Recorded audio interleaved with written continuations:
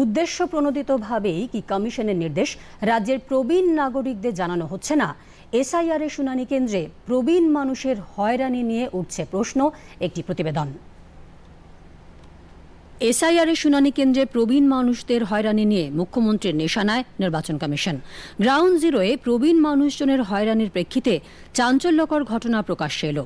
সেই ঘটনার প্রেক্ষিতে উঠল প্রশ্ন, উদ্দেশ্য প্রণোদিতভাবেই কি কমিশনের নির্দেশ রাজ্যের প্রবীণ নাগরিকদের জানানো হচ্ছে না? 85 বছরের ঊর্ধ্বে প্রবীণ নাগরিকদের জন্য বাড়িতেই শুনানি নির্দেশ জারি করেছে কমিশন। অসুস্থ শয্যাশায়ী নাগরিকদের জন্যও হবে বাড়িতেই শুনানি। এরপরও উত্তর 24 পরগনার ঘোলায় 93 বছরের বৃদ্ধা রাবিয়া বিবিকে খাটে করে শুনানি কেন্দ্রে আনেন তার পরিজনরা।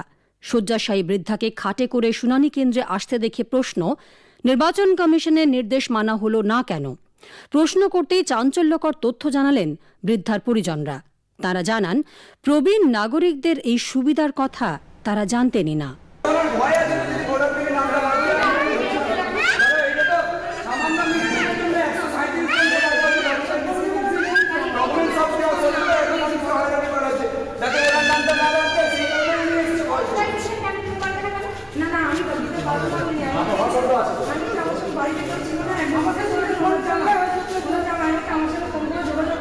নির্বাচন কমিশন জানিয়েছে, সংশ্লিষ্ট বিএলও, এইআরও, ইআরওদের এই তথ্য নাগরিকদের কাছে পৌঁছে দেওয়ার দায়িত্ব। তাহলে রাবিয়া বিবি সেই তথ্য পেলেন না কেন? এইআরও রাখি দত্তকে এই প্রশ্নই করেন রাবিয়া বিবির পরিজনরা।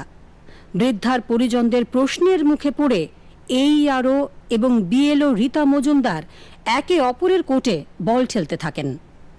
আমরা বিএলওকে বারবার বলে দিয়েছি না আনার জন্য, অথরাইজেশন করে দিয়ে তার কথা বলে দেওয়া হয়েছে, কিন্তু উনি আনেননি।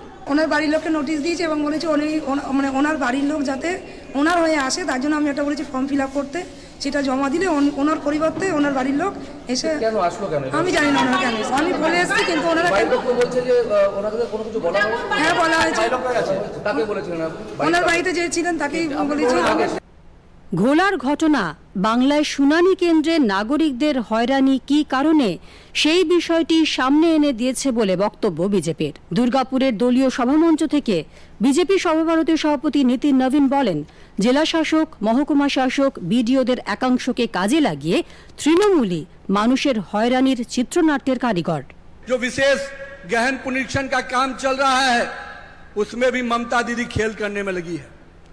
अभी दिल्ली जाकर रोना रो रही है कि इलेक्शन कमीशन हमको सहयोग नहीं कर रहा है। इलेक्शन कमीशन, अरे मैं मीडिया के बंधुओं के माध्यम से पूछता हूं ममता दीदी से, इलेक्शन कमीशन के नुमाइंदे आपके डीएम, एसपी, एसडीओ यहां बैठा है और इसको कठपुतली की तरह आप यूज कर रहे हैं।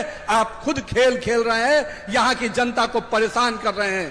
यहाँ के युवाओं को, यहाँ के भद्र लोग के लोगों को, यहाँ के डॉक्टर को, यहाँ के पद विजेताओं को आप डीएम ऑफिस में, एसडीओ ऑफिस में बुला बुला कर परेशान कर रहे हैं और कह रहे हैं कि इलेक्शन कमीशन कर रहा है।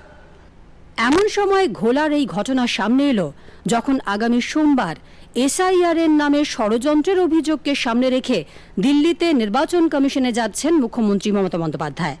দিল্লিতে গিয়ে সুপ্রিম কোর্টে দায়ের করা মামলাতেও তিনি নিজেই সওয়াল করতে পারেন বলে জানিয়েছেন মুখ্যমন্ত্রী।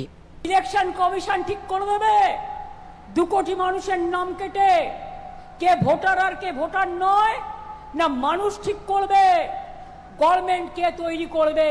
এটা গণতন্ত্র, এটা একনায়কতন্ত্র নয়, এটা স্বৈরতন্ত্র নয়। তাই বলি সাবধান, স্বৈরাচারীরা, ব্যভিচারীরা, দুরাচারীরা। আজ না হলে কাল তো আমি যাবই। তার কারণ মানুষের অধিকার আপনারা কাড়বেন আর আমি চুপ করে বসে থাকবো, তা তো হয় না।